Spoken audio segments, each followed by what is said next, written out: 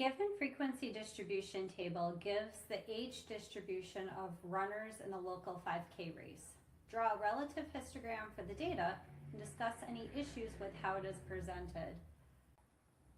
The table to the right has 3 columns: age group with intervals or classes already given to us, their frequency, which in this case would be the number of runners for each age group, and then we need to figure out the relative frequency, and then create a histogram for that data. So the relative frequency in this case is going to be equal to the frequency divided by the total number of runners, or what's typically called the total number of trials. So to start, let's add up the total number of runners. So when we add the values in the frequency column, we find a sum of 1,100.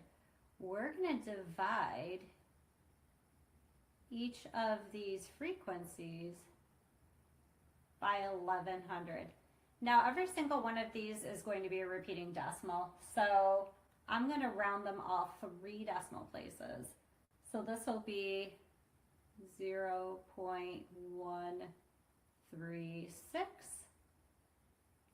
210 divided by 1,100 equals 0.191.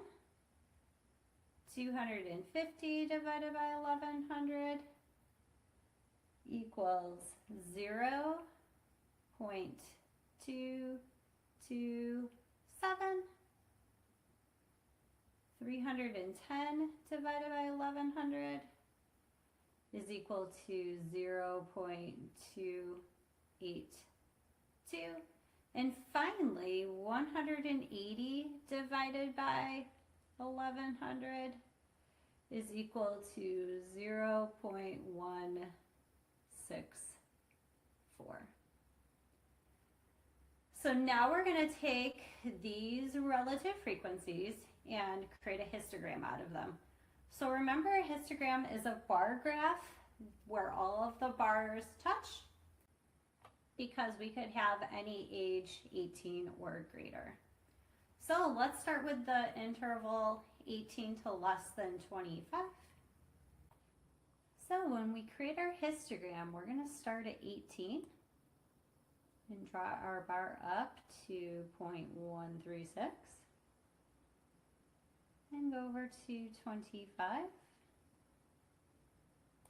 The next bar is going to start at 25, go to a height of 0.191 and come down to 30. The next bar is going to start at 30 and go to 0.227.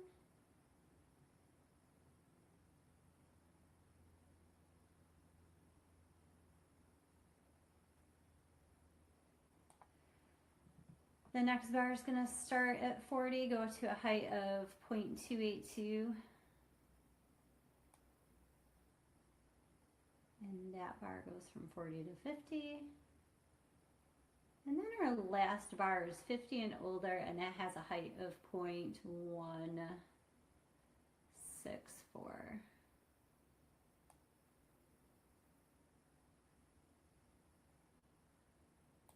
And now our histogram is complete. So one of the questions in this video has to do with issues with the histogram. And the histogram doesn't look like a traditional histogram because the bars are not the same size. And the reason why the bars are not the same size is because the intervals or the classes are not the same size. So if you take a look at the number of individuals between 18 and 25, that is more than the number of individuals between 25 and 30, which is far less than the number of individuals between 30 and 40. So when you're creating your intervals or your classes, they have to be the same size, meaning your starting value and the ending value needs to have the same number of individuals or numbers between them. So 18 to 25 is a lot bigger than 25 to 30, which is a lot smaller than 30 to 40 and 40 to 50. So that's a problem. Another problem has to do with this last interval here, which is 50 and older. The and older does not put a limit on the class, so the ending value could be 51 or it could be 71. We really don't know, which means this does not give us enough information to be able to create this histogram properly.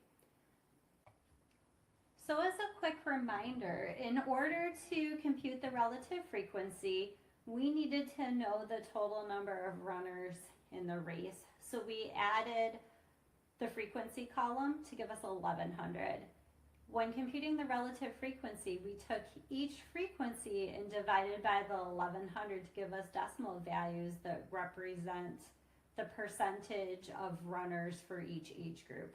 We created the histogram by graphing the relative frequency for each of the intervals, realizing that the histogram didn't look accurate, which is because the classes or the intervals were not of the same size or the same width, meaning the starting and ending values were not the same distance from each other.